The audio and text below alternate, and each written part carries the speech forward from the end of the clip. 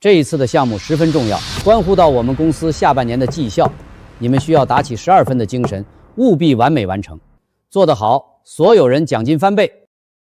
但谁要是给我掉辫子，搞砸了，赵总您放心，负责这个项目的可是我们组的王牌。陈渊，你给赵总说说。好的，总监。我现在。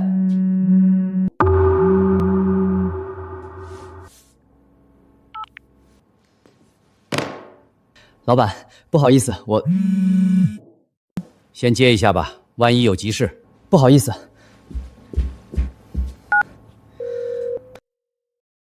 你他妈会不会停车？你他娘的什么意思？会不会停车？把老子冷库大门堵得严严实实，一车进口三文鱼，10几万的货，马上就要化了。10分钟之内不滚过来挪车，老子直接叫铲车给你铲废铁站去。师傅，您冷静一下。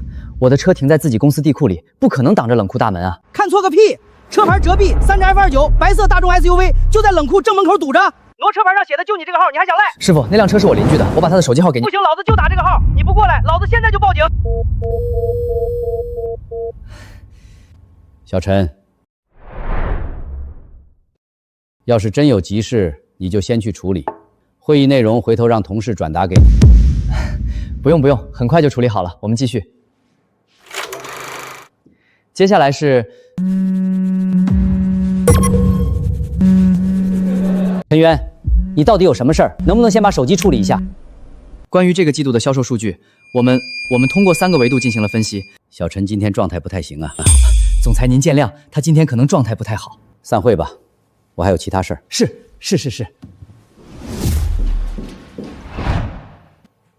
陈渊，今天是赵总第一次听你汇报，你在公司干了3年。他之前对你没什么印象，结果呢？赵总刚才走的时候跟我说的那句话，你听到了？我不是要批评你，下半年部门调整合并，你和销售2部的周航都是候选人，你在这个节骨眼上掉链子，让我怎么帮你说话？陈总监，对不起，我保证不会再发生了。下去吧，先把你手上的事处理清楚。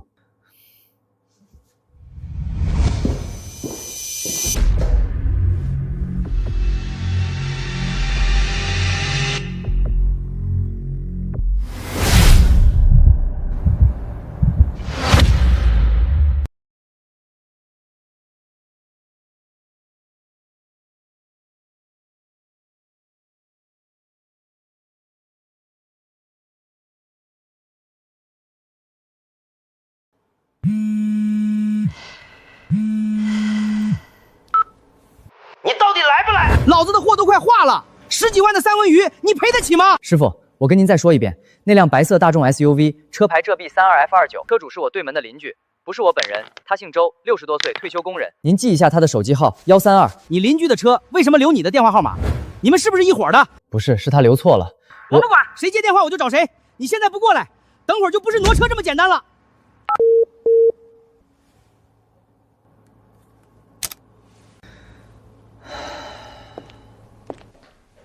袁哥，你没事吧？脸色不太好。没事儿，一点私事儿。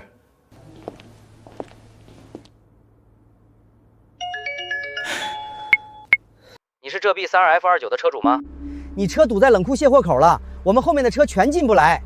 麻烦你赶紧来挪一下，我这车拉的是活虾碗，全死了。先生，那不是我的车，车主的电话是1323妈妈，您直接打给他。可挪车牌上写的是你的号啊。我知道，他写错了，您打那个号就行。行吧。怎么回事？周叔的车为什么会贴上我的手机号？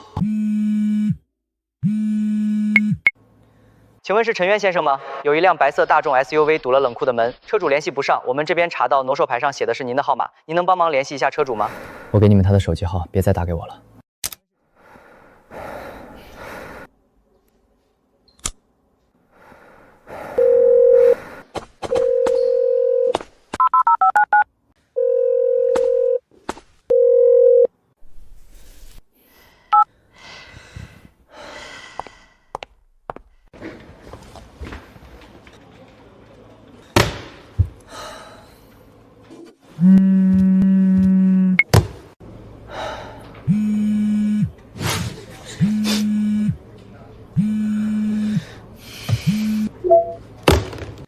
周叔到底什么情况？下班了一定找他问问。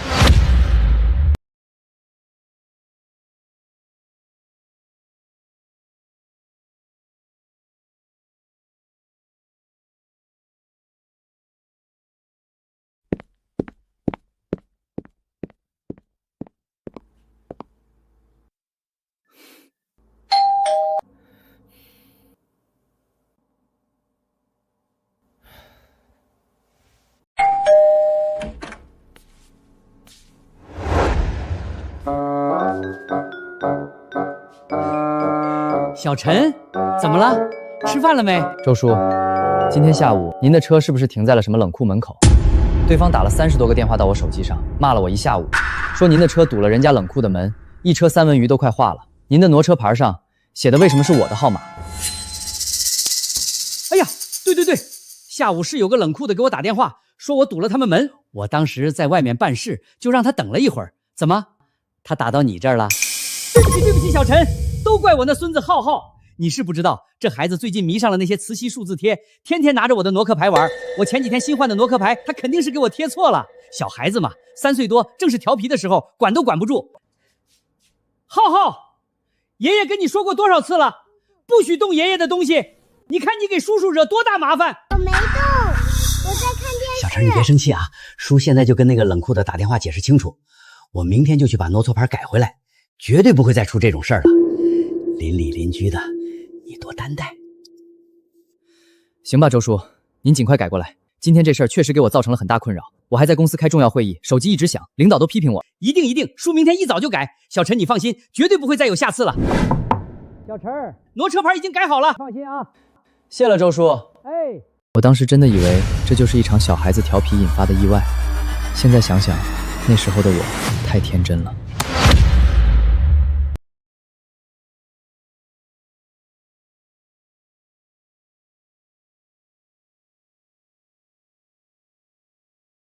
陈渊，你最近状态很不对。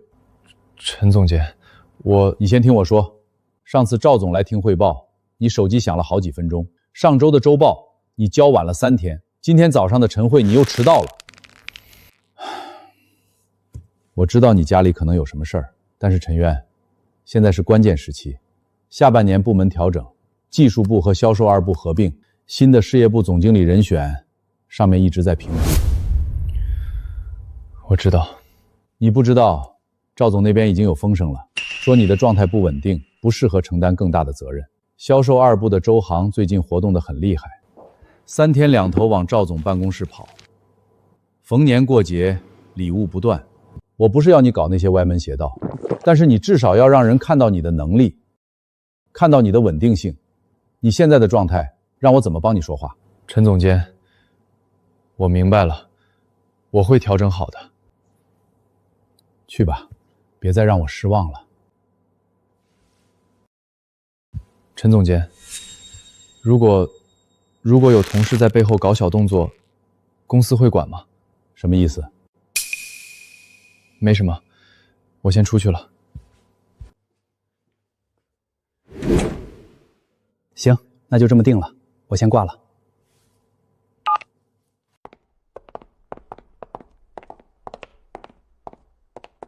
袁哥，最近气色不太好啊，注意身体。周航，你说巧不巧，每次我有点什么事儿，你好像都知道。袁哥，这话什么意思？我是关心你。是吗？那谢谢了。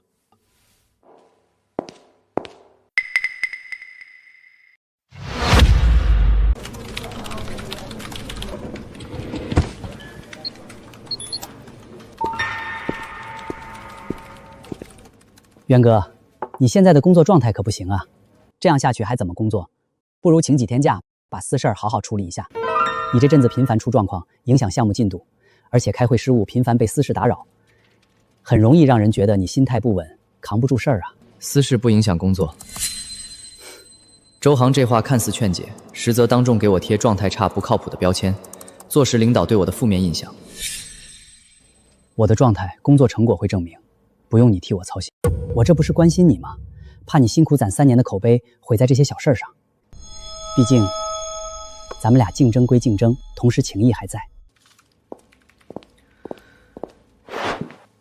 陈总监，我不是故意打小报告，渊哥现在的状态实在难以服众，万一后续项目出纰漏，损失的是整个部门的口碑。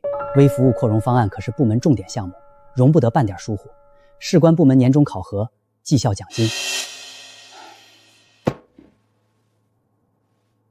你容我想想，陈总监，赵总对这个项目极为关注，要真出问题了，你也得挨批。这个项目从成立到现在，一直是陈渊在忙，你先接触一下项目的资料吧，之后先给陈渊打下手。陈总监，您放心，我一定好好干。以前我以为职场竞争各凭本事，没想到周航如此卑鄙，专挑私人困境落井下石，无限放大我的无心失误，彻底否定我这3年的技术沉淀和工作成果。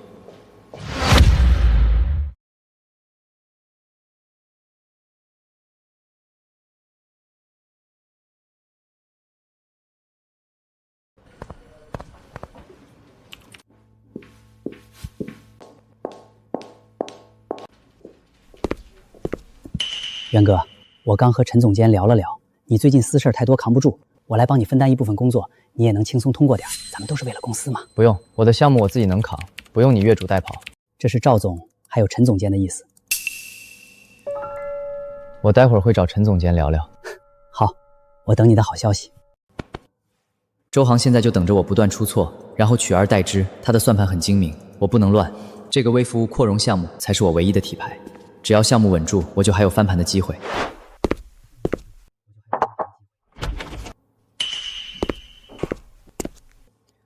赵总，陈渊是我手把手带出来的，他的能力我清楚。我向您打包票，这个项目只有在陈渊的手中才能完成的最好。是，您放心，我会叮嘱他专心工作的。我刚跟赵总同步了这次竞聘的最终评估标准，你的技术方案的能力都是部门顶尖，但状态不稳定，私事缠身，这已经成了赵总对你最大的负面印象。我的私事已经处理的差不多了，接下来一定努力工作。那就好。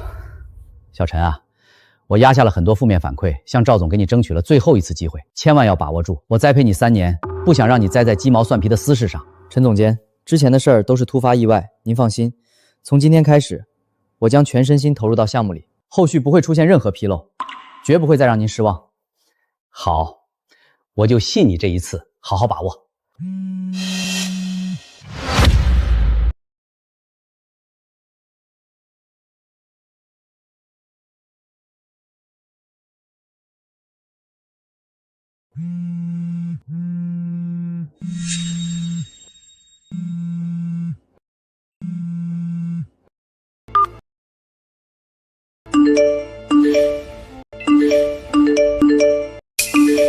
什么情况？总监，对不起，是骚扰电话，恶意扰民的，我立马关机。你刚和我保证完，现在1秒钟不到又出现这种事儿，我还怎么相信你？总监，我真处理过了，但对方故意捣乱，我不用解释，我只看结果，不看过程。你总是一而再、再而三的掉链子，别说赵总不信你，就连我都不敢信你了。总监，我保证不会再犯了。行了，不用保证了，你先去忙吧，记得把项目资料发给周航一份，他现在是项目副负责人。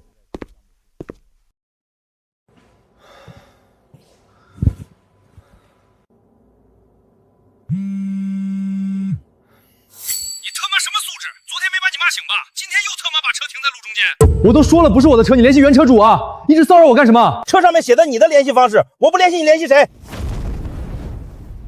就是我的车型了吧？我就停那儿了，你看着办吧。一直以来都在忍让，没想到老周居然变本加厉。他的车他自己都不管，那我也懒得管。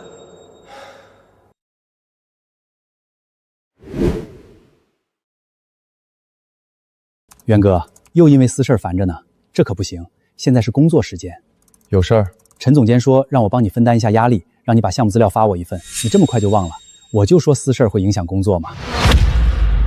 周航之所以这样做，就是想让公司里的人都知道我失势了，从此再没人支持我，连项目都推进不下去，而他可以趁势将我手头上的项目夺走，赢得赵总的青睐。项目资料已经通过邮件发你了，这不是还有很多地方不懂吗？需要渊哥你详细介绍一下。我没有这个义务，也没这个时间。自己去看，不懂去查，别打扰我工作。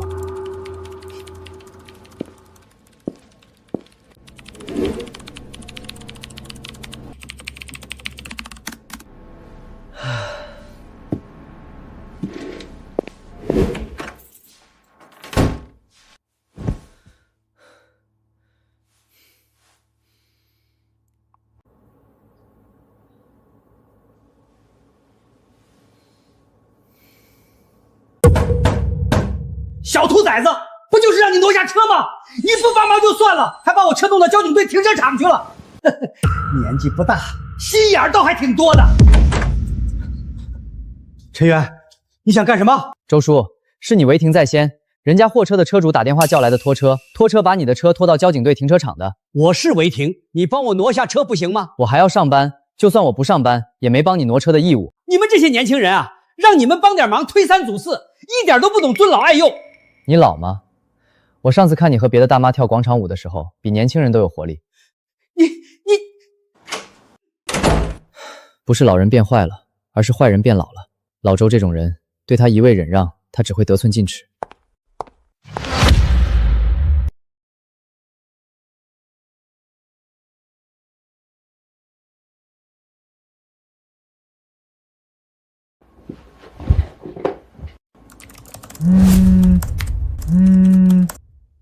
你傻傻吧，把车停在地库出入口，他插的会不会停车？上午不是刚把老周的车拖走吗？晚上又故技重施。我就停这儿了，你动我车试试。你信不信我把你车砸了？我不信，现在可是法治社会。开一辆破车也敢在我面前摆谱，老子开宾利都没这么嚣张。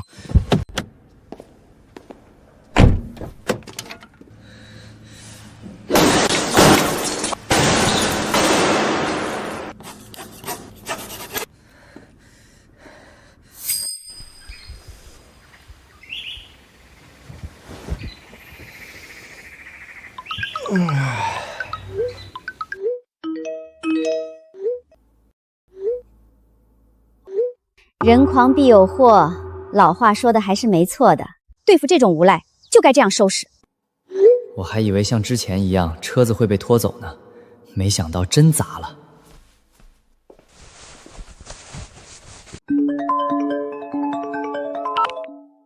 陈源，你个小王八蛋，我的车是你砸的吧？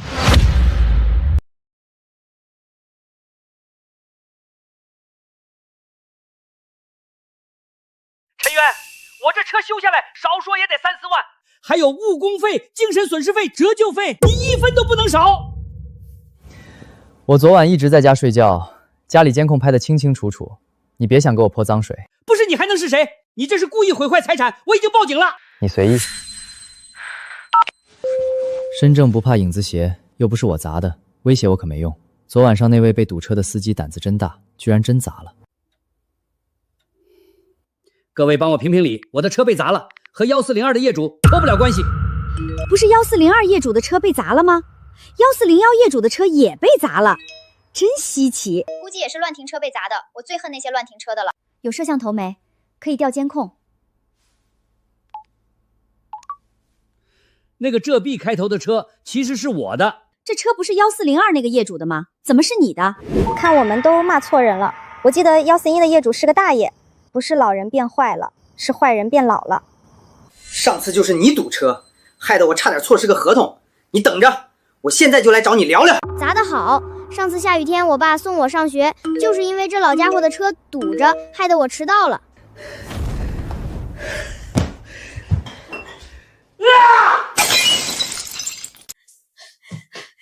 天杀的，杯子不要钱啊！车都被砸了，还关心杯子呢，肯定和陈源脱不了关系。他要是不赔钱，我就去他公司里闹，我看他怎么工作。万一不是小陈砸的呢？就算不是他砸的，我也要让他掉一层皮。你忘了，咱儿子可是……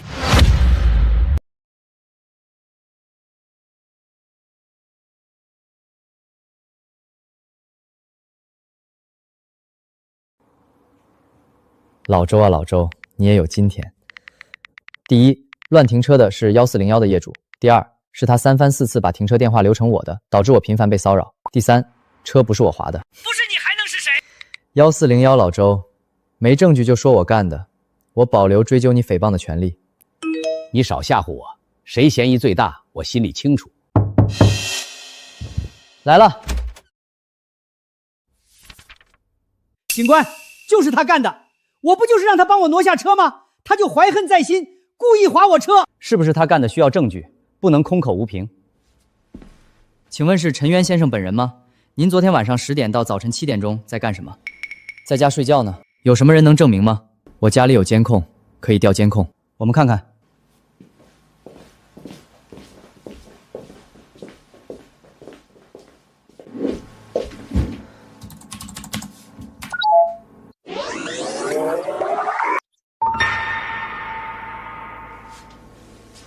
周先生，监控记录完整，陈渊先生昨晚没有出门，没有作案时间。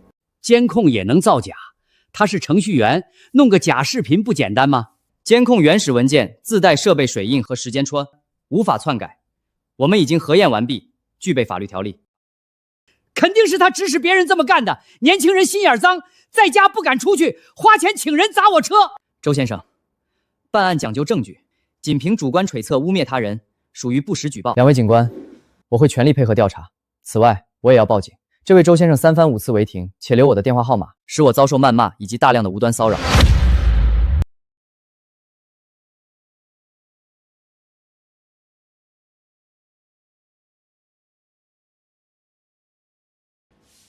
这位周先生长期以来用自己的车堵住消防通道、地下车库出入口、狭窄道路，且故意将停车电话留成我的，使我遭受了大量的投诉、网暴。都说了，是我孙子弄的。他最近迷上了磁吸数字贴，拿我的挪车牌玩。你一个大人和孩子计较什么？老周，我之前帮你挪车的时候，车上可没有磁吸贴。1次是意外，2次是巧合，这么多次了，明显是故意的。老周，是男人的话，别拿孩子当挡箭牌。周先生，你恶意篡改挪车电话，故意将纠纷转嫁他人，骚扰他人，已经涉嫌扰民，加上你不实举报、诽谤他人，我们现对你口头警告，立即停止一切骚扰行为，否则我们将依法处理。明白了。关于你车被划的事儿，我们会继续调查。两位都和我回去做个笔录吧。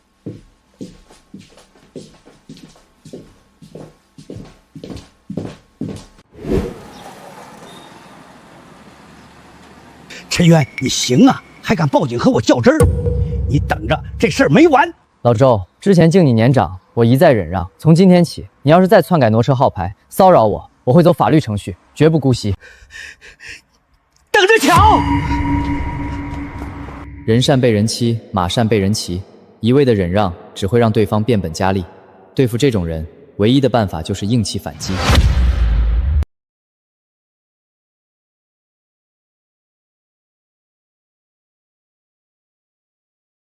各位邻居，以后就不用再饱受违停的烦恼了。太好了啊！1402业主，还得是你啊！1402业主，之前是我误会你了，现在郑重向你道歉。1402业主，你小心点儿，我担心老周暗地里报复你。明事理的人还是挺多的，像老周那种胡搅蛮缠、一肚子坏水的人，终归是少数。之后得把车也停在监控能拍摄到的地方，预防老周使坏。我早就和你说了，别这样针对小陈。现在好了，在小区里咱们的面子都要丢尽了。我的面子值几个钱？儿子交代的事儿要是被耽误了，你负责。你声音低点儿，要是被隔壁的小陈听到了怎么办？不能让这个小王八蛋好过，就得让他不得安宁。他年轻有工作，要晋升，要相亲。我一个退休老头子还不信耗不过他。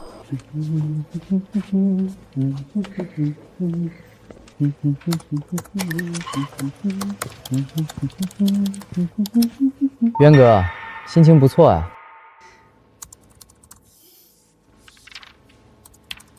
渊哥，你早上请假了没来，项目很难推进下去，陈总监都生气了。私事已经处理的差不多了，接下来我会全力推进项目。那可不一定，万一你还是被私事打扰，项目推动不下去怎么办？总不能我们一直等你吧？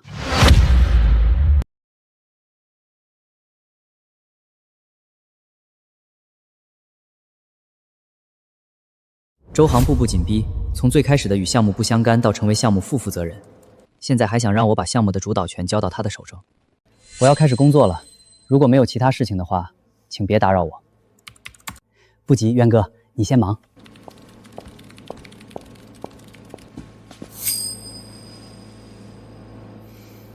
接下来的几天，老周倒是安静了，没再整出什么幺蛾子。只不过奇怪的是，我家周围的环境变得有些奇怪，家门口经常出现臭味儿，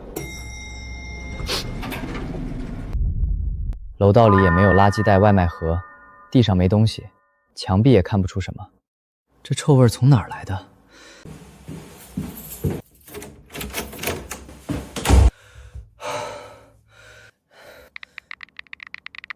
谁家门口撒了什么东西？14楼最近有股怪味儿。现在的年轻人太矫情了，一点味儿都受不了。老小区哪有不反味儿的？我又没说你，你急什么？我急了吗？只是提醒你们这些小年轻别没事找事儿。犯罪分子最喜欢围观现场，这事儿大概率是老周干的，可是我却没有证据。不过真要找证据也不难，装个电子猫眼，我倒是要看看老周到底搞什么勾当。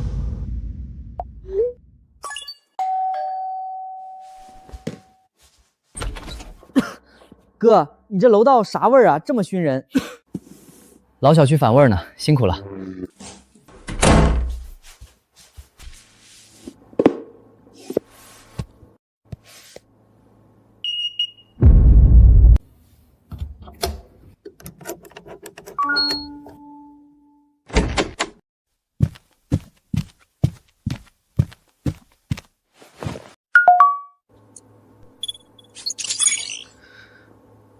也不知道管不管用，客服说门口飞一只蚊子都能看清。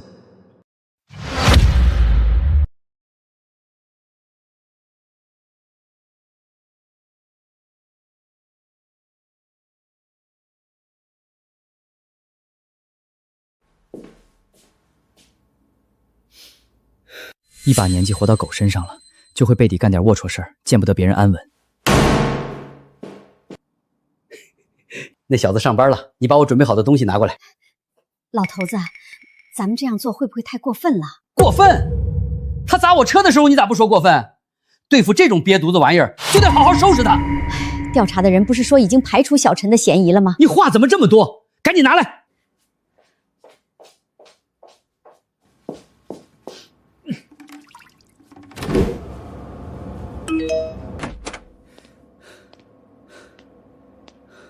小兔崽子，毛都没长齐呢，还敢欺负老子！今天再给你小子一点教训。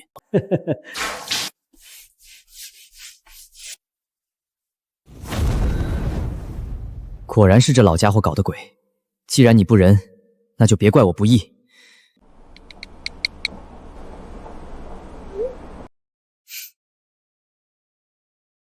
就是这一款了，不错。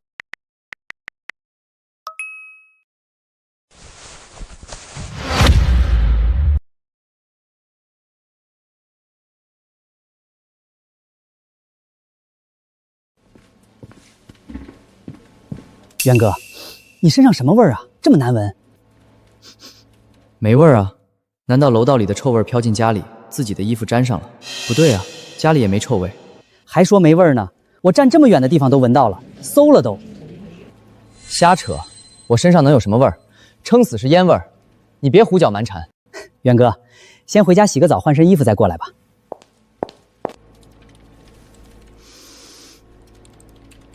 周航难道在楼道里装监控了？他怎么知道我家门口最近很臭？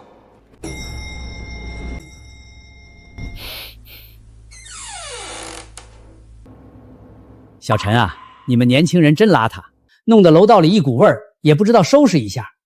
不是老小区反味吗？我之前只是猜测，没想到现在味儿越来越大，肯定是你们年轻人弄的。那可说不好，万一是有人栽赃陷害呢？哼，年轻人不仅没礼貌，还不敢承认错误，没担当。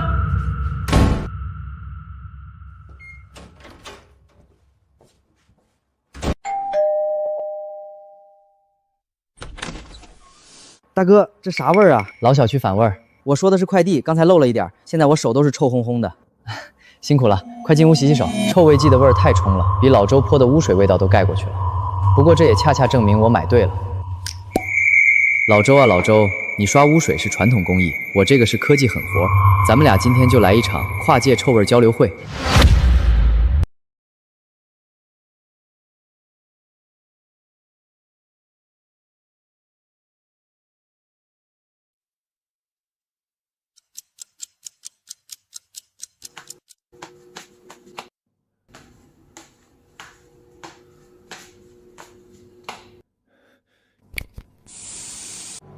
这玩意儿也太臭了吧！不愧是好东西，回头给店家一个5星好评。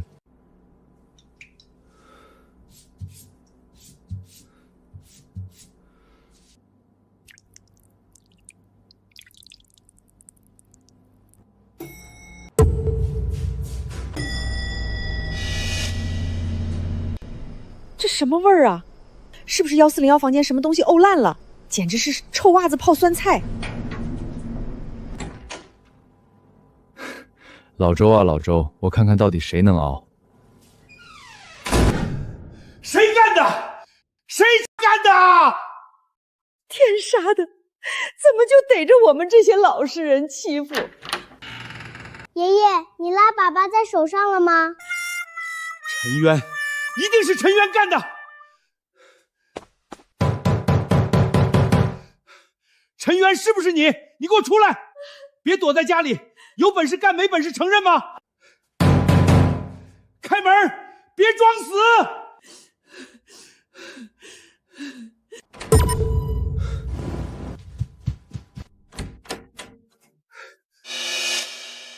大清早吵什么吵？还让不让人睡觉了？陈渊，我家门口的臭味是你弄的吧？这什么东西啊，这么臭！你再装蒜，肯定是你弄的。这事儿我和你没完。周叔，这不是老小区反味吗？要不就是你平时太邋遢了，回头好好收拾一下，不然影响邻居。陈渊，你别以为……我还要补个觉，没空陪周叔你在这儿闹。老头子，咱退一步吧，大家都是邻居。退什么退？这小子活腻歪了，居然敢往咱们家门口泼脏东西。可你也不往小陈门口泼污水了吗？算了吧。算什么算？我已经找安全员了，本来只是想给他一点教训，没想到这小兔崽子竟然蹬鼻子上脸。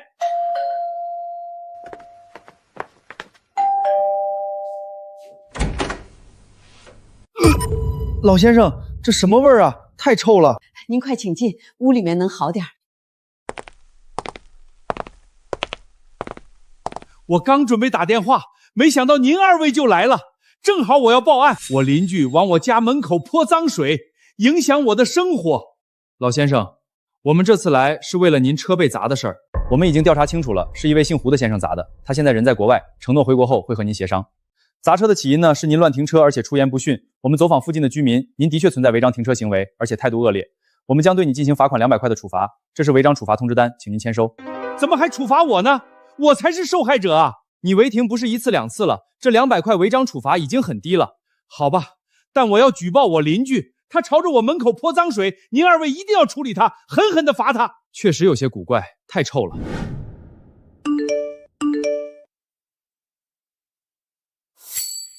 我昨晚按错楼层去了14楼一趟，什么味儿啊？太臭了！14楼不是那个乱停车老头住的楼层吗？他又整什么幺蛾子呢？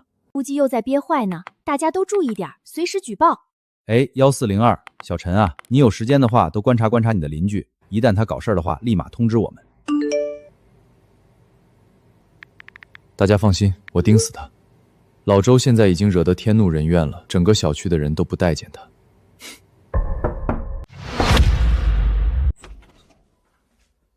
快请进。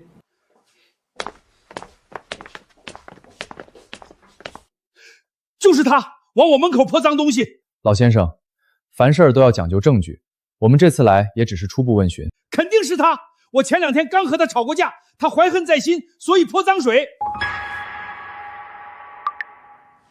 我也不多说，您二位看看监控就知道了。嘿嘿，老先生，您还会这手艺呢？明明是加害者，还伪装成受害者。不是我，视频里的根本就不是我。那这样，视频我们拷贝下来，回头送去技术部门鉴定。是我干的。周坤，你这样的做法已经严重影响到人家的生活，该道歉就道歉，该清理就清理。那他泼我门上的怎么算？我孙子要是被熏出个好歹，他赔得起吗？周叔，您不是说这是老小区下水道反味吗？目前还不能判断是陈渊先生做的，需要调查。但你往陈渊先生家门口泼脏水的事儿是事实，他还砸我门，把门都砸得掉漆凹陷进去了，必须要给我赔一扇新的门。好，我赔。陈渊，你够狠，你等着瞧。没问题，我等着。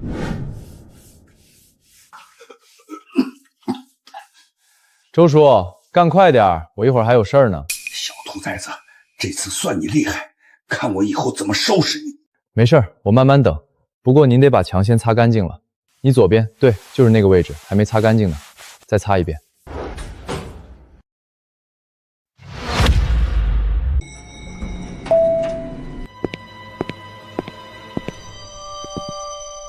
没有臭味的楼道却舒服多了。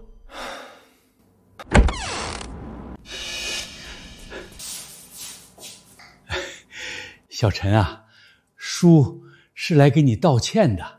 前段时间是叔糊涂了，我这人血压高，一着急就容易干混事儿。这2天我一直在家反思，确实是我乱停车不对，往你门口泼脏水更不对。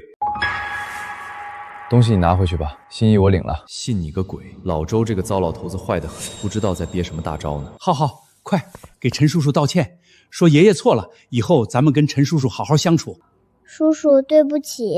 行了，就这样吧，以后井水不犯河水就行。黄鼠狼给鸡拜年，不安好心。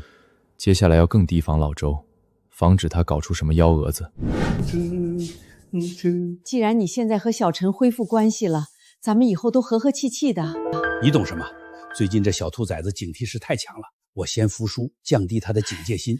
儿子的事儿就让儿子自己处理吧，咱们这样干会遭报应的。遭什么报应？你不懂就别瞎扯。就算没咱儿子的要求，这口气我也咽不下，一点礼貌都没有。我要教他做人。爸，事情办好了吗？放心吧，儿子，一个小兔崽子翻不起什么浪花。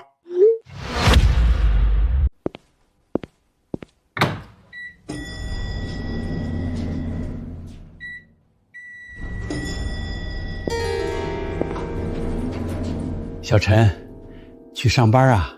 难道老周真的变好了？不对，肯定没憋什么好屁。是啊，周叔，好好干。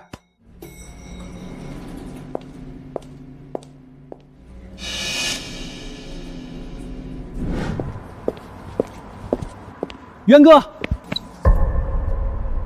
有事儿？元哥，之前是我太心急，说话有点冲，你别往心里去。咱们都是为了公司，竞争归竞争，没必要伤了和气。没事，公事公办而已。这就对了。晚上部门聚餐，元哥你一定得来，之前的误会就都翻篇了。怎么老周还有周航最近都变好了，我反而越心慌了。到时候再看吧。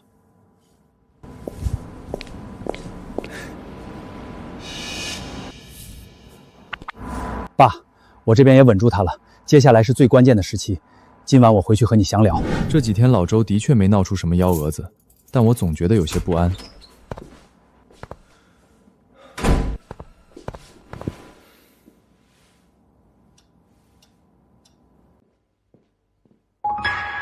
居然是周航，难怪老周这段时间一直针对我。他儿子周航在业务能力上根本不是我的对手，只能通过这种下三滥的方法搞垮我的状态，从而使我竞选经理失败，好让周航上位。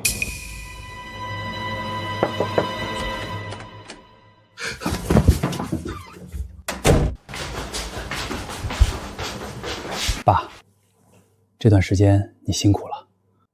没事儿，只要你能当上部门经理，爸挨几句骂算什么？爸，接下来的几天很关键，老总可能要检查整个项目进度。我现在已经是项目副负责人了，只要把项目抢过来，升职是板上钉钉的。明白，继续骚扰那个小兔崽子是吧？下周赵总亲自带队验收项目阶段性成果，微服务扩容方案是重中之重。你们2个人盯死项目，千万不能出现纰漏。陈总监放心，我这段时间一直在跟进项目细节，已经梳理好了大部分问题，会全力配合元哥。陈渊，你这边没什么问题吧？没问题，所有核心代码、落地复案、风险防控我已全部完善，下周验收保证零纰漏。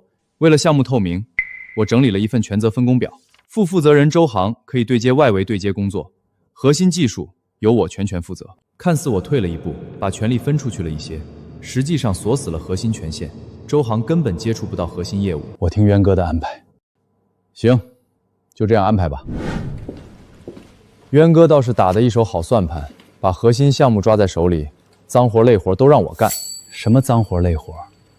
不都是为公司做贡献吗？各司其职而已。那渊哥你来负责外围对接，我来负责核心技术。这里面水太深，涉及到具体的项目运营，你把握不住。那就没什么好说的，陈渊。我告诉你，这项目你留不住，早晚都是我的。那就走着瞧。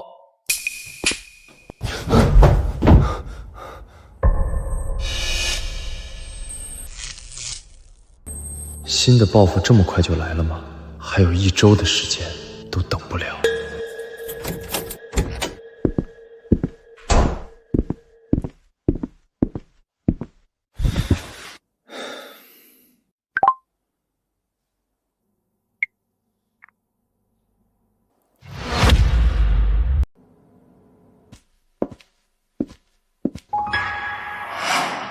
浩浩在这儿上厕所就行。这不是隔壁大哥哥家门口吗？没事的，大哥哥不会介意的。浩浩真厉害，把坏人的脚垫子冲干净喽。浩浩想看这里面是什么东西，对吧？去玩吧。好耶！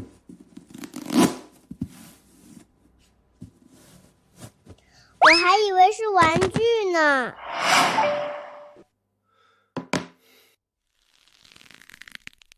周航又开始搞幺蛾子，让我分心。现在一定不能太冲动。敲什么敲？门敲坏了你赔啊！原来是小陈啊，有事儿？周叔，你孙子在我家门口撒尿，还把我的快递拆得7零8碎，麻烦你给我个说法。我当是什么事儿呢？不就是个脚垫，还有个破快递吗？我赔你10块钱够了吧？别在这儿小题大做，没完没了。这是小题大做吗？你们当大人的也不管管。小孩子不懂事儿，憋不住尿正常。你个大男人和孩子计较什么？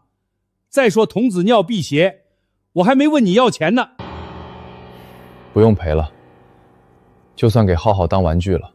这才对嘛，远亲不如近邻，大家和气生财。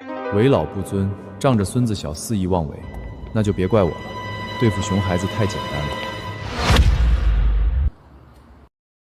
老周自己不敢出面，让熊孩子使坏，真以为我好欺负？我倒是要看看你接下来怎么办。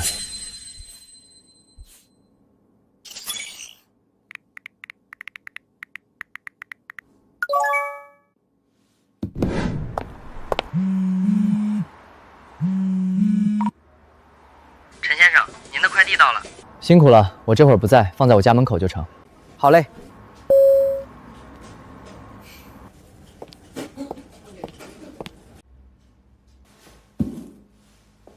陈渊这个小兔崽子大手大脚，一天到晚就知道网上购物，把他的快递拆了，再杀一杀他的锐气。浩浩，爷爷带你出去转转。好耶！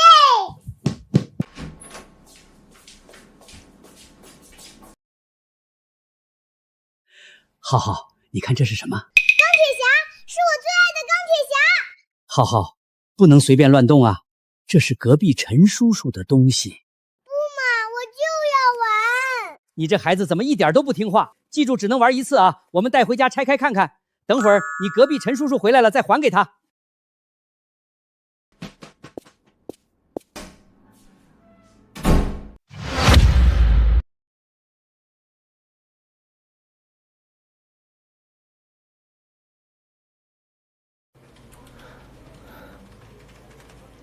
我给过你们机会，是你们自己从不收手，那就别怪我了。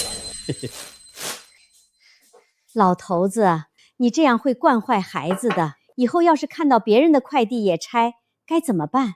怕什么？有我在身边，肯定会教他的。再说了，咱们就干这1、2次，针对一下陈渊那个小兔崽子罢了。浩浩不哭，爷爷给你买新的。这什么玩具，这么容易碎？小陈不会让我们赔吧？一看就是便宜货，赔什么赔？用502胶水浇起来就成。要是小陈不同意呢？大不了赔他10块钱呗。这种破玩具，给他10块钱就算不错了。小陈回来了。浩浩不懂事，把你快递拆了，把里面的玩具拿出来玩了一会儿，正好你回来了，我把玩具还你。周叔，这可是我打算珍藏的手办。小陈，不要生气嘛。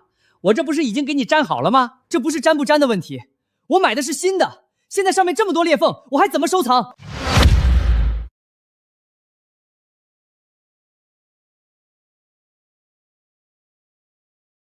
这种破玩具还有锤子好收藏的，轻轻摔一下就碎了。你要是觉得不行，大不了我赔你10块钱，行吧？10块，我买这个手办花了1万多呢。1万多？这破玩具1万多？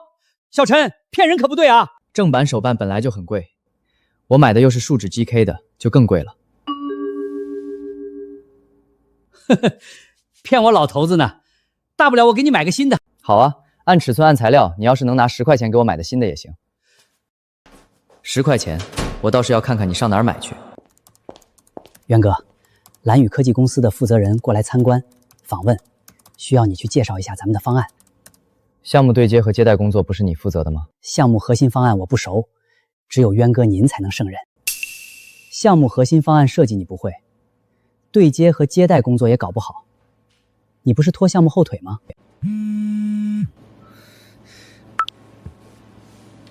渊哥，你上班总是被私事打扰，接二连三的，连找你正常交流都不行。周航颠倒黑白的本事越来越强了，不过他很快就笑不出来了。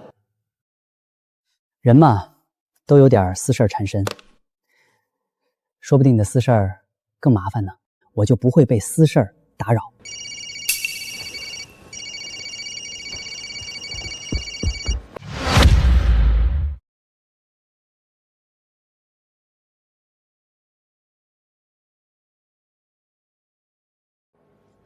爸，你怎么上班时候给我打电话，差点让陈渊发现了？你在网上看看，浩浩把陈渊的一个玩具弄坏了，那小子竟然要1万多块钱赔偿！什么？抢钱啊？我不清楚。爸，咱们就不赔，耗着他，别让他睡安稳觉。小周啊，被私事缠身了。怎么会？接到了一个骚扰电话罢了。肯定又是父亲打来的，万一被陈渊发现了呢？那就好，要以公司为重，千万别掉链子。实在不行就退出这个项目，先把自己的私事处理好，不然会影响项目进度。渊哥，你放心，我肯定不会影响项目。这次接待蓝宇科技公司的工作我去干，加油，好好干。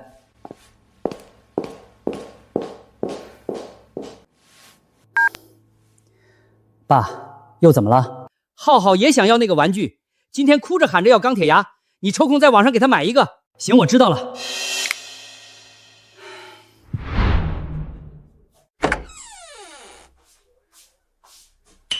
平时都是你们耍无赖胡搅蛮缠，现在也该我缠着你们了。周叔，你不是要给我买个新的手办吗？小陈啊，那个手玩可不好买啊，我这2天准备再看看。那可不行，我今天就要。那我还就不给你了，有本事你去起诉我。小兔崽子还和我斗，这种民事纠纷光打官司就要大半年，我耗死你！那就没什么好说的了。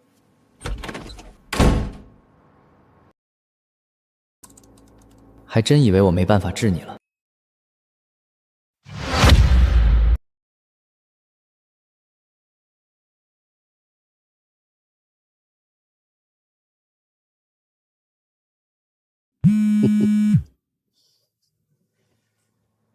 爸，陈渊那边怎么说？他能怎么办？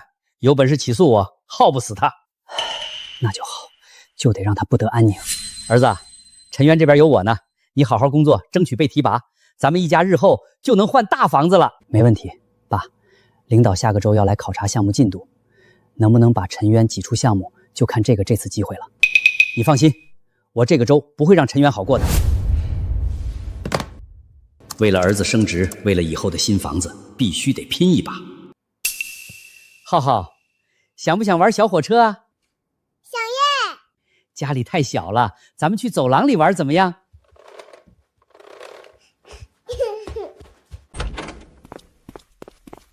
浩浩，咱们就在这儿玩了。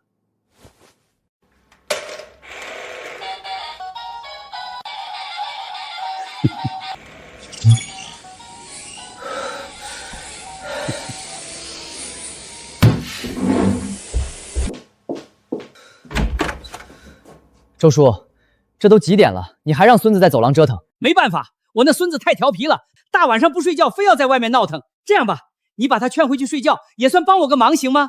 这熊孩子怎么劝，恐怕越劝他越来劲儿。我年纪大了，熬不住了。浩浩，你在这儿玩，等会儿早点回来。周叔，等会儿浩浩自己就回去了。我也在房门上装了高清电子猫眼，你要是敢动我宝贝孙子一根汗毛，我和你没完！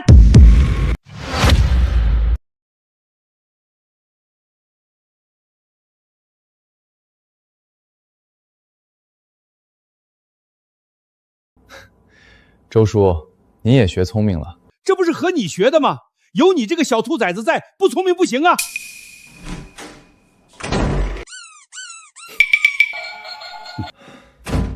我记得业主群里有不少家长的孩子都和老周的孙子在一个幼儿园，我看你们接下来该怎么办。各位邻居，我是1402的业主，我的邻居老周唆使孙子拆我快递，把我购买的价值1万元的手办弄坏了，拒不赔偿。怎么又是那个老周？我儿子好像和他孙子一个班的，怎么会有这种人啊？这是我一个邻居发的，没想到我儿子班里居然有这种孩子。我抗议！我儿子竟然和这种小偷在一个班，万一被带坏了怎么办？必须开除，影响我宝贝孙子。一颗老鼠屎坏了一锅汤，园长要是不处理，我就把我儿子转学了。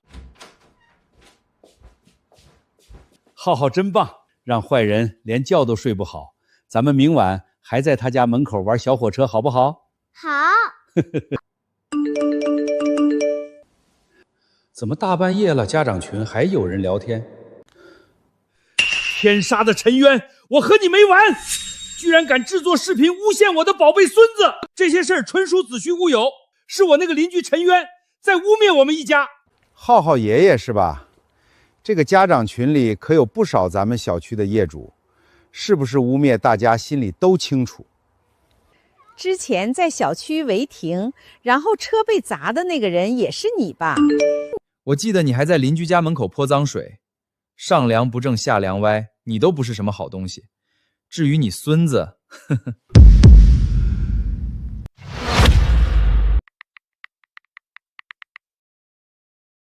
浩浩爷爷，你明天来幼儿园一趟。我们这个幼儿园一直秉承着以人为本的观念，您这样做的确有些不妥。这么多人诬陷我，解释也没用，都怪那个该死的陈渊污蔑我们。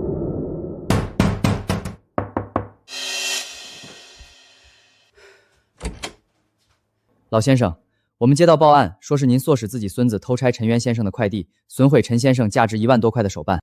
我孙子不懂事儿，乱拆的，怎么扯我身上了？陈渊先生提供了监控视频，视频里明显是您唆使孙子拆的，并且不加制止。陈渊先生要求和孩子的监护人见面，让监护人赔偿损失。现在还不能让周航和陈渊见面，要不然陈渊这个小兔崽子警惕心更强了。我赔了他不要，非说那玩具价值1万块，明显是在狮子大开口。周叔，我那玩具可不止1万块，售价13500块呢，再加上精神损失费，收你14000块就行。抢钱啊！你绝对是故意在坑我！我之前和你说过，这种手办本来就很值钱。没钱，我一个老头子哪来的14000块？那就让孩子的监护人来赔。千万不能让陈渊这个小兔崽子知道儿子周航的身份。我赔还不成吗？浩浩虽然不满16岁，但是我们依然要追究监护人的责任。除了赔偿外，监护人还要跟着我们回去被训诫。今天时间不早了，明天让孩子的监护人来所里一趟。今天赔了夫人又折兵，不是折腾陈渊吗？怎么儿子周航要去被训诫？周叔，以后管好你的孙子，千万别让他随便偷拆别人东西了。小兔崽子，没想到你这么狠，给我上眼药，你还不够格！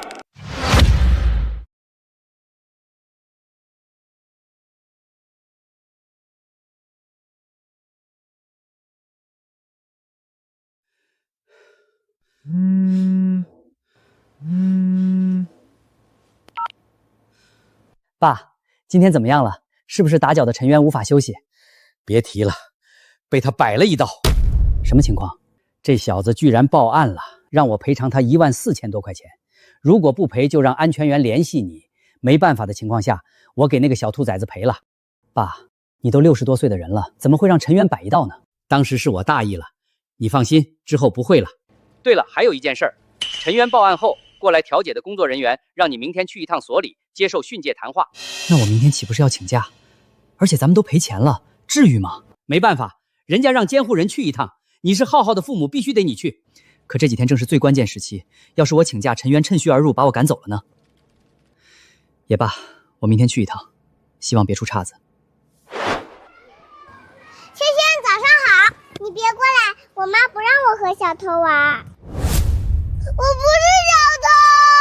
萱萱家长，你是怎么当大人的？怎么管孩子的？污蔑，那是污蔑！得了吧，其他家长说昨晚上安全员都去找你了，还说污蔑呢。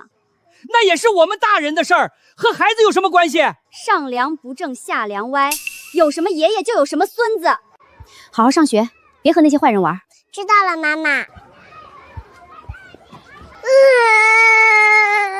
爷爷，我不是小偷。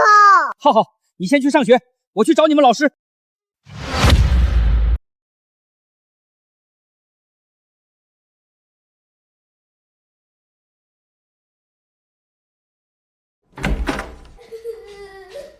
张园长，你们幼儿园就是这么教孩子的？大人的事儿和孩子无关，欺负孩子算什么本事？浩浩爷爷是吧？这件事儿并不是我们幼儿园老师指使的，是其他孩子家长教的孩子，我们也管不着。管不着你们还开什么幼儿园？如果这事儿处理不好，我就把我孙子转学了。昨天晚上已经有不少家长联系我，要求我开除浩浩。作为一位园长，本着教书育人的原则，我费了很多口舌才把这事儿压下来。那是你的事儿，和我有什么关系？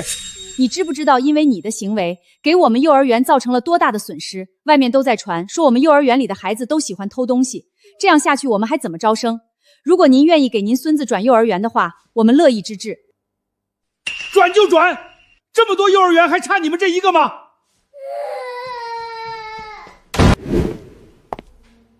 周航，你也有今天，被私事缠身的滋味不好受吧？微服务扩容项目的所有成员，5分钟后开个简单的会议。收到。周航呢？陈总监，周副局长今天请假了，还没来。就知道关键时刻掉链子，不知道这个周很关键吗？总监，我回头说他几句。陈渊，你先组织项目的人整理一下资料，待会儿我要过目。周航，你每次都用被私事打扰的借口来找我麻烦，今天让你也感受一下被私事打扰是什么感觉。目前整体的项目进度已经达到了95%，乐观估计下个周就可以初步完成。你是想赵总来检查项目进度的时候，给赵总一个惊喜吧？没错，接下来项目还需要数次优化，最终上线应该是1个月后了。看来你这段时间加班是有成效的，到时候我为你们项目组庆功。不好意思，我来晚了。周航，你不知道这几天是项目最关键的阶段吗？会议都快结束了，你才来。陈总监，家里有点急事儿，我孩子病了，所以急匆匆去了医院一趟。要不给你放几天假，先处理完家里的事儿。陈总监，我以后再也不会被私事打扰了。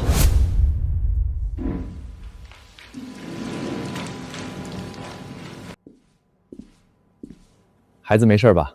没什么大问题。一定要多关心关心孩子。像我隔壁邻居，对孙子丝毫不上心，纵容孙子偷吃我的外卖，最后嘴都被辣肿了。难道陈渊发现浩浩是我的儿子了？应该不会吧？这种熊孩子就是欠教育。熊孩子欠教育最大的问题还是家长没有教好，这些家长才是最过分的。以其人之道还治其人之身，这种感觉还挺爽的。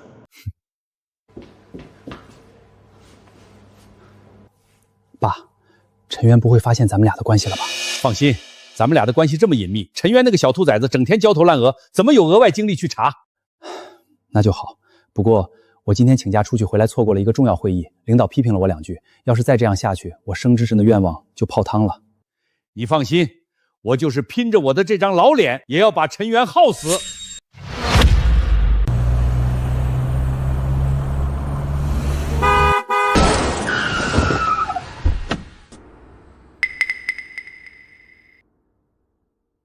这 J， 老周的车吗？又来找我麻烦了。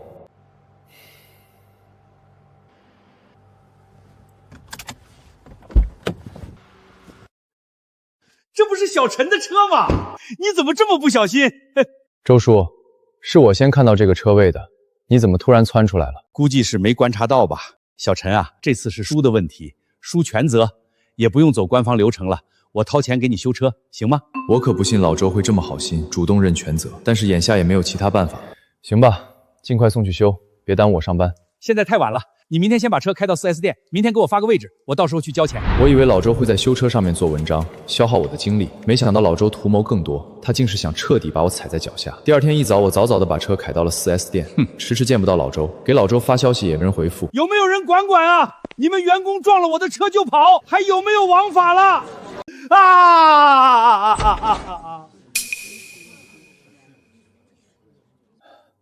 老先生，我们先去会议室吧，其他人还要上班呢。不行，我必须要见到陈源那个小兔崽子，他把我的车撞了，结果人跑了。老周这种人翻脸比翻书还快，就知道他没安好心。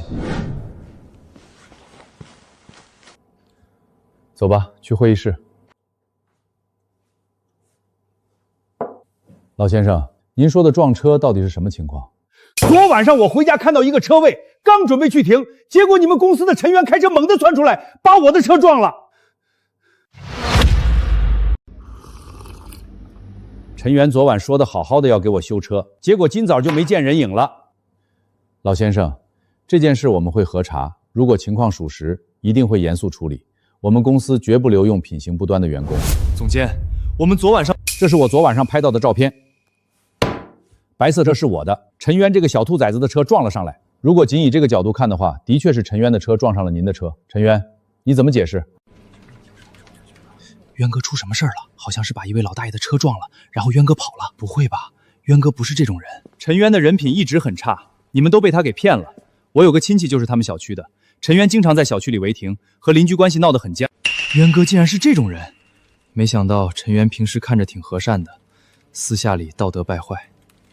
不仅如此，陈渊和邻居家，也就是刚才那个大爷起了冲突，还往人家门口泼脏水，欺负人家孙子。造谣一张嘴，辟谣跑断腿。陈渊，接下来整个公司的人都会议论你，孤立你，甚至赵总都会听到你干的那些坏事儿。陈总监，我这里有更充分的证据。小陈啊，都是邻居，这事儿不用报案了，我明早给你修车。如果是这样的话，那老先生就是您没理了。录音有可能作假，照片可不会说谎。周叔，你谋划很久了吧？不敢光明正大拍摄，只敢用特殊角度拍照，放出有益于你的照片。实际上到底是谁的错？我们调一下地下车库的监控就成。还好之前多了个心眼，把车停在有监控的地方，不然老周胡搅蛮缠还挺难解释的。这份录音可以提交司法鉴定，再把当时的监控视频调出来，足以证明我的清白。小兔崽子，我没想到你做了这么多准备。我也没想到老周你这么胡搅蛮缠。那你起诉我吧，你的车我肯定不会主动掏钱修，等法院找我了再说。那就起诉呗，到时候你要赔付我车的损失费、律师费。既然已经有证据证明这件事儿和我司员工陈渊无关，那就请老先生你先离开公司，不要打扰我们工作。你以为我愿意待在这儿？陈渊啊，我知道你没错，但是有人来公司胡搅蛮缠，影响的还是公司。这事儿我尽量压，要是被赵总知道了，恐怕到时候你就麻烦了。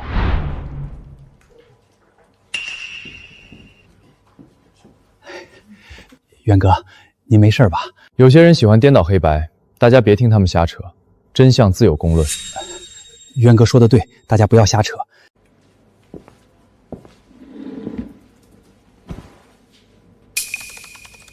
今天没有加班，下班后我直奔物业，拷贝了昨晚地下车库的监控视频，然后联系了一位律师，让律师代为起诉。抛开车辆刮蹭问题，我还想起诉邻居对我的骚扰，不知道能行吗？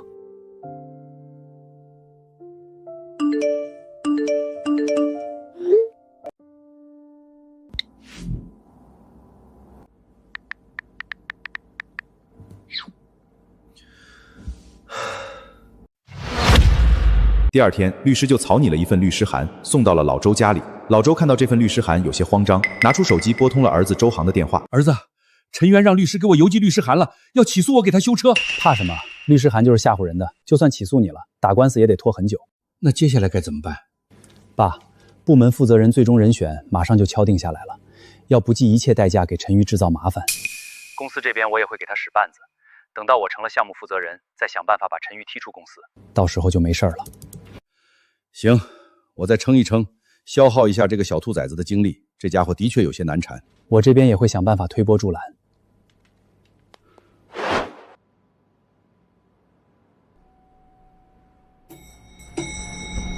以后晚上少加会儿班，白天一点精气神都没有。周叔，能让一下吗？我上班快迟到了。谁让你不早点起？再说了，上班迟到和我有什么关系？可你堵在门口，也影响别人通行啊。迟到就迟到呗，能扣几块钱？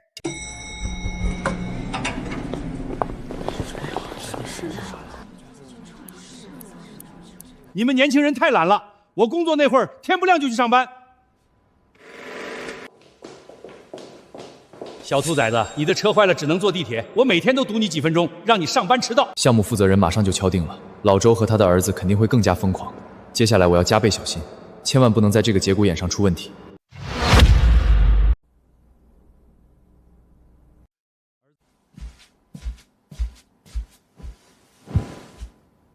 儿子，陈渊今天怎么没回家？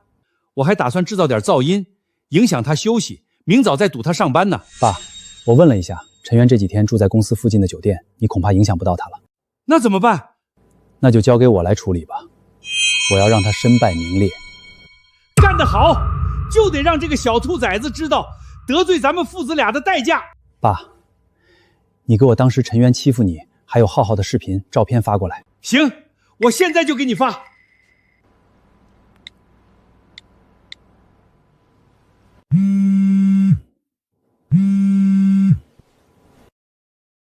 陈哥，你快看本地论坛，上面有人泼你脏水。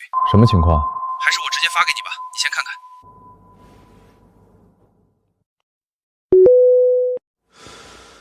这条帖子把老周伪造成受害者，把我伪造成加害者。不管是乱停车、占用消防通道、往门口泼脏水，这些事情都足以让网友们口诛笔伐。大部分网友无心分析对错，只想宣泄自己的情绪。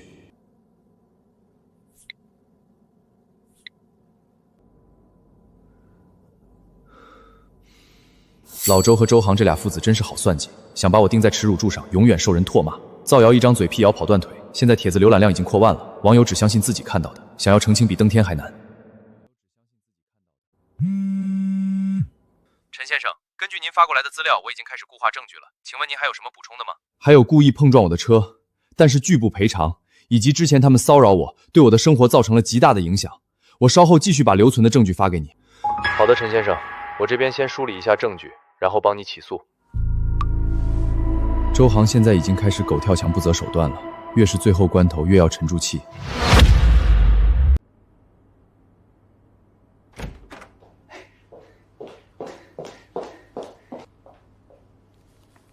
赵总，我有点情况和您汇报一下。什么事儿？说吧。赵总，微服务架构的弹性扩容方案一直是公司的重点项目，而作为负责人的陈渊却并不靠谱。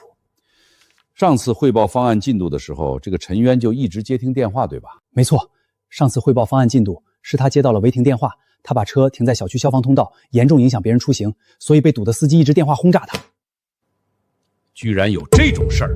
不仅如此，您看我整理的这份资料，陈渊在他居住的小区已经人人喊叫了，他违停堵了救护车，整天欺负邻居老大爷，欺负老大爷的孙子，这些事儿都被网上曝光了。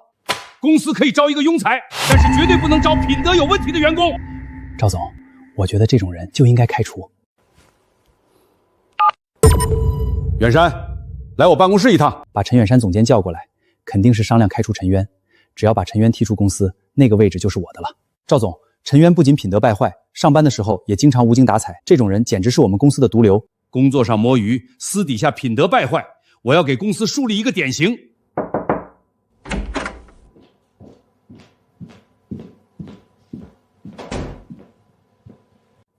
赵总，坐吧。叫你过来是向你了解一下你的那位下属陈渊的事儿。赵总，陈渊最近的状态的确有些差，被私事儿缠身。不过他的工作能力很优秀。不急，你先看看这个。不急，你先看看这个。赵总，这上面的事情应该是谣传，陈渊不可能干出这种事儿。陈总监，这事儿都上同城热搜了，甚至受害者都站出来了，您还认为是假的吗？无论如何，这事儿肯定要调查清楚，给广大网友一个交代，不然等陈渊被曝光了，影响的可是咱们公司。赵总，这事儿就由我来调查吧，您和陈总监太忙，因为这点小事耽误时间有些不划算。陈渊，你总算要栽到我的手上了。还是交由我来调查吧，毕竟影响公司的生意。另外，周航你和陈渊是竞争关系，不太合适。邢远山，这事儿就交给你，记住，一定要查出事情原委。如果真调查的话，查清楚反而不好办了。赵总，我觉得这事儿没必要调查了，已经很清晰了，直接开除陈渊才是最合适的方案。周航，仅凭一面之词就想给人定罪，事情就没有这么办的。就按远山说的办吧，尽快调查。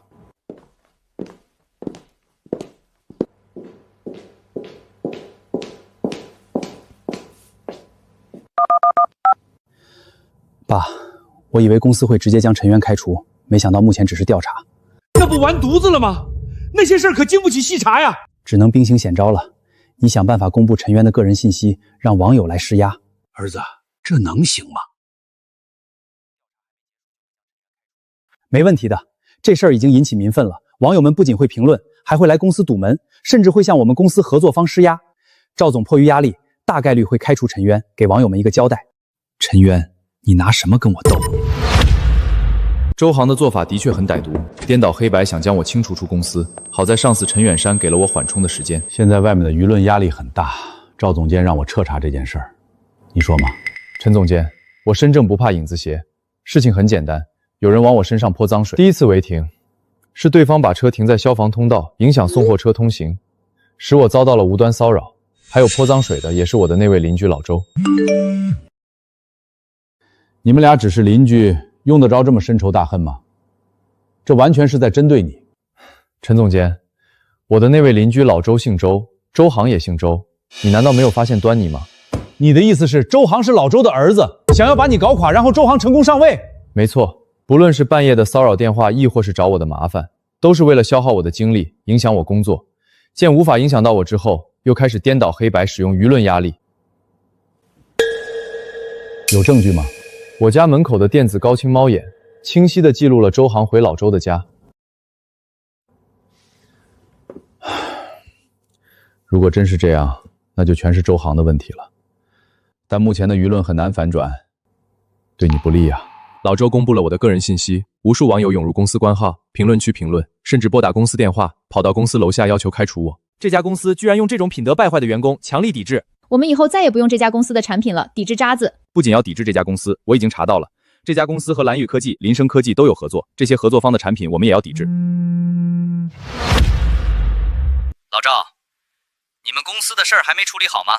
现在都开始影响到我们公司的股价了。老李，我们目前正在调查呢，今天之内必须处理好，不然我们公司的股价还要跌。要是处理不好，之后我们就别合作了。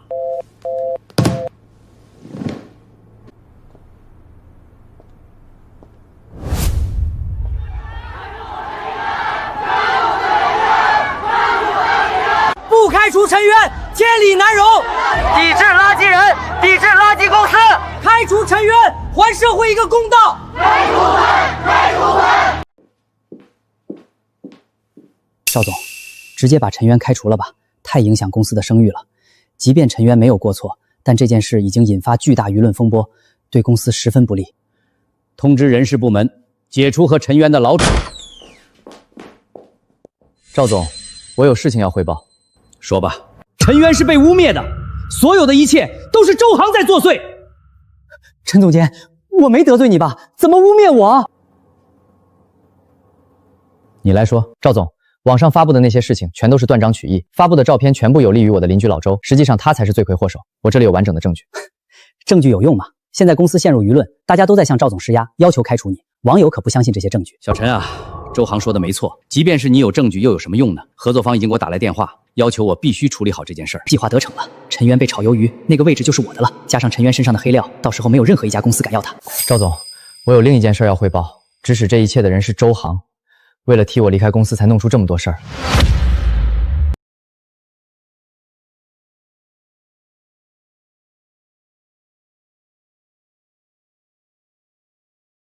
赵总，他污蔑我，因为他要被开了，所以要拉我下水。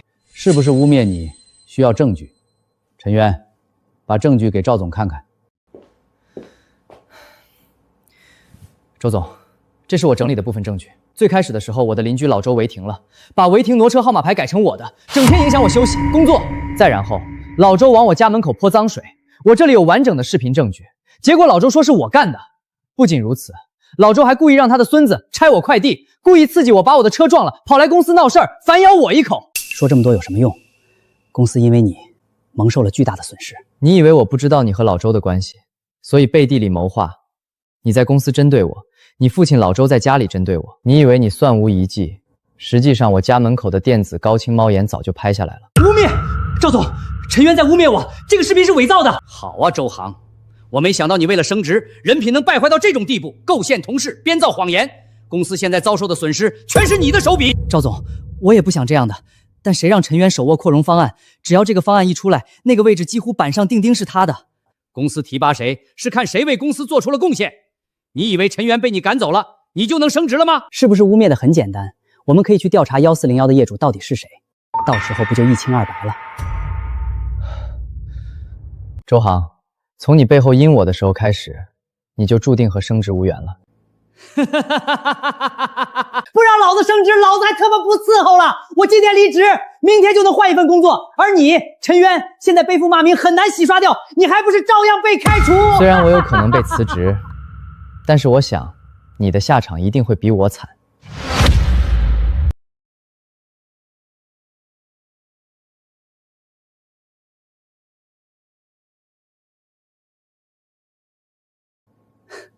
是吗？你算哪根葱啊？赵总，我要举报，周航身为公司销售2部负责人，在和北岭集团合作时收受回扣。赵总，在我发现周航针对我的时候，我就开始反制了。这是周航索要回扣的资料。什么？我看看。与北岭集团合作的时候，周航不断狮子大开口索要回扣，导致北岭集团经营困难。对方爽快地把周航索要贿赂的资料交给了我。好，我没想到公司竟然养了这么大一条蛀虫。若非你太贪心，北岭集团也不会供出你。赵总，我把钱退回去，别抓我！现在才想起退款，晚了！赵总，我多赔一些钱，求你别报案，可以吗？远山，你去报案。另外，牵头公司的审计部门一起核查周航从进入公司以来到现在所有经手的项目，查一下他到底贪了多少。陈总监，念了我这么多年辛苦工作的份上，你帮我向赵总求求情吧。辛苦工作，我看是辛苦索要回扣吧。渊哥，我对不起你，我知道错了，你帮帮我好不好？你不是知道错了，你只是知道自己要惹上大麻烦了。周航这种背信弃义的小人，一旦没事了，肯定还会反咬一口。对付这种人，绝对不能心软。把周航先控制起来，等执法人员过来。错了，放我一马吧。天理循环，报应不爽。从周航开始索要第一笔回扣的时候，就应该要有被抓走的觉悟。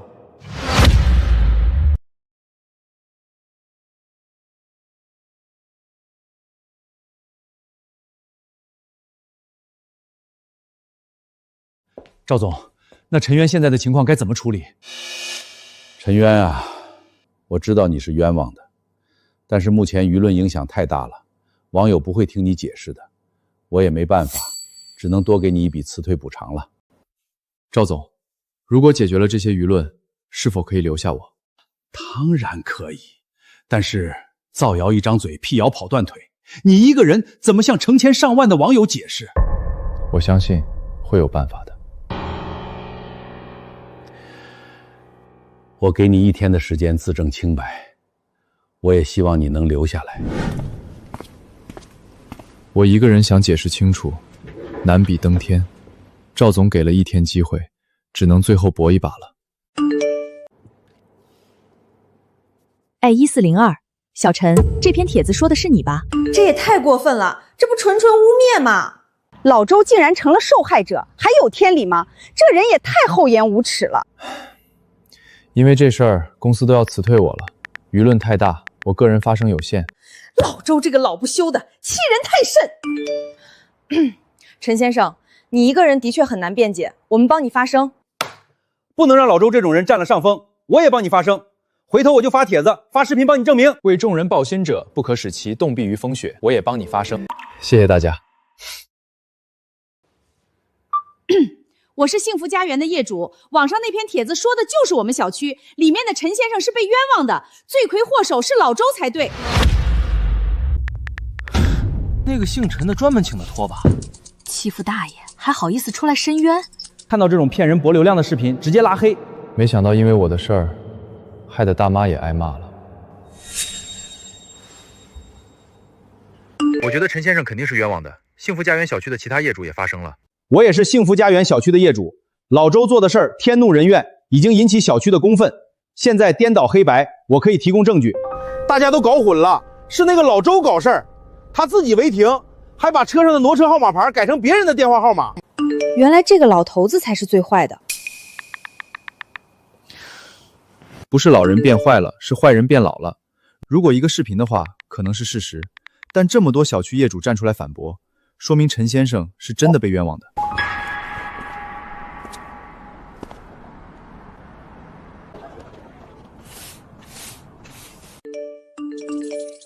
没想到舆论会以这种方式反转。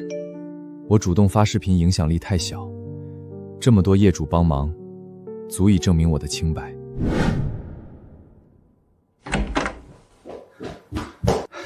赵总，舆论已经彻底反转，陈渊现在清白了。我也刷到那些视频了，这是好事儿。陈岩能力很强，要是被逼离职，太可惜了。我提议由陈渊来牵头，核查周航经手的那些项目，微服务扩容方案可以再等等。行，让陈渊来查，肯定会查得很细。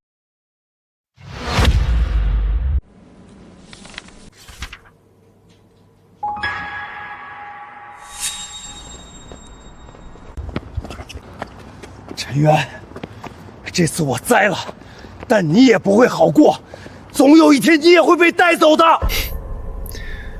周航，天作孽犹可恕，自作孽不可活，这都是你犯下的错。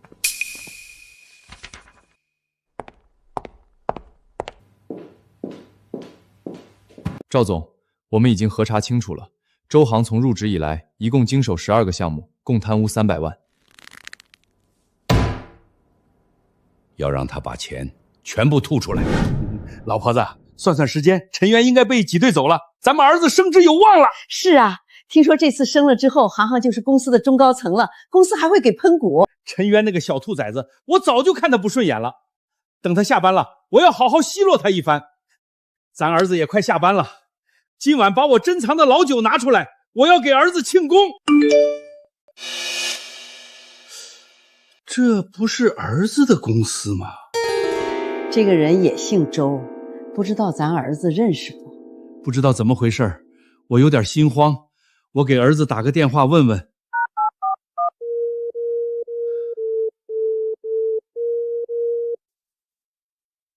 老头子，你快看网上！哼，这么着急为陈渊证明，肯定收了陈渊的好处。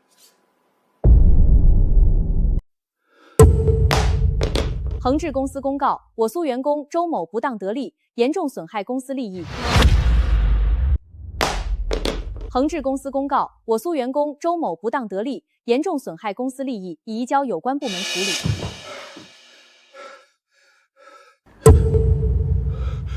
怎么会这样？老头子，你快想想办法啊！儿子今年才30来岁，要是被送进去了，后半辈子就毁了。找陈渊，现在只能去求陈渊了。咱们已经把陈渊得罪了那么多次，人家会帮咱们吗？不能帮也得求，只有他能帮我们了。浩浩，到时候我让你开口了，你就开始哭，争取让小陈叔叔原谅咱们。快来！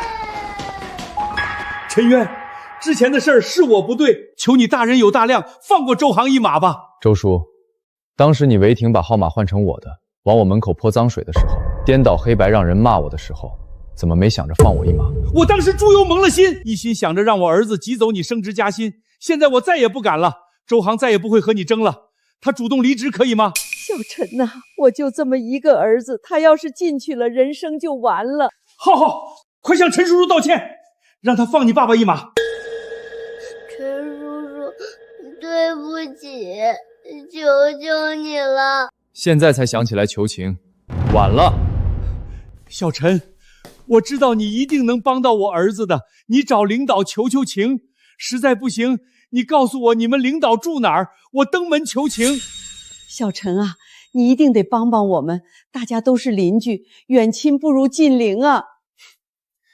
恶邻还不如远亲呢，现在才想起来我们是邻居，太晚了。周航已经被带走了，我也不会去替他求情。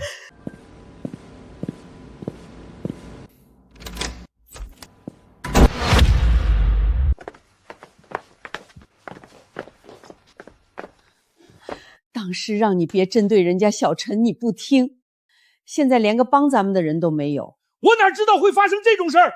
咱们都是邻居，抬头不见低头见的，还是与人为善比较好。娘们儿唧唧的，我告诉你，要是咱儿子进去了，陈渊也别想好过。就算给他找不了麻烦，我也要恶心死他。老头子，你不能再错下去了。我错？要不是陈渊这个小兔崽子，咱儿子能走到今天这一步。若非周航自己贪心，顶多被赶出公司，也不至于到了坐牢那一步。福祸自取，自己干出来那些错事，就要由自己承担后果。至于老周，他也会得到应有的报复。天杀的啊！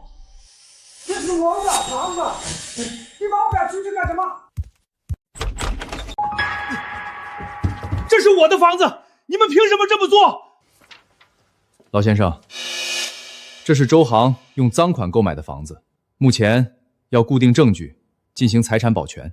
我不管，我儿子进去了，现在就我一个老头子，你们要是把房子收了，就要给我养老。老先生，固定财产后续还会公开起诉，如果退房的话，兴许会轻判。而且您若是强行干涉我们查封，也涉及到违法。你们，陈渊，你个小兔崽子，要不是你，我也不会这么惨。周叔，你想简单了，更惨的事还没出现呢。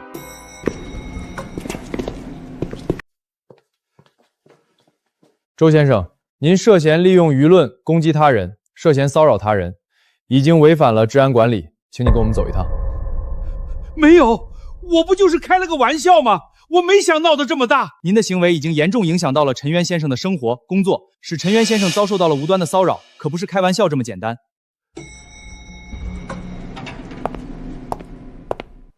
周先生，我受陈渊先生的委托，将对你起诉。这是新的律师函，请您收下，不日应诉。小陈啊，我就是开个玩笑，你放叔一马行吗？周叔，我又不是放马的，找我没用。你不然你不拿了你。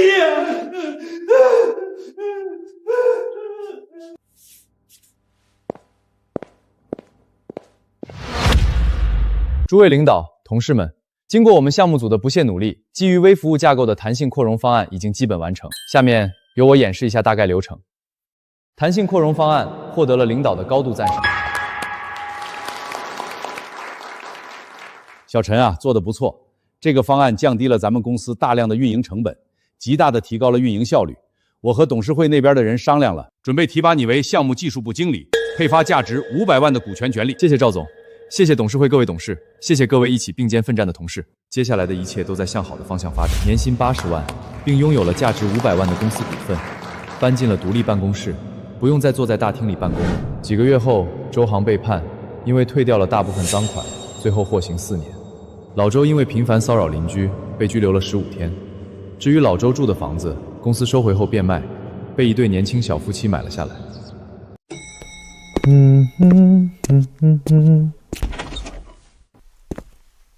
1402的邻居是吧？我们是1401的，以后大家都是邻居了。这是我们老家产的樱桃，送你们一些尝尝。这也太多了吧？没事儿，多尝尝，如果好吃的话，过几天再给你们拿一些。太感谢了。远亲不如近邻嘛，咱们住在一起，理应互相照顾才对。是啊，邻里之间就应该互相照应。这个新邻居倒是比之前那个老周好多了。老周那种人，不管在哪儿都是祸害。现在他们也得到了应有的惩罚，希望他们可以改过自新。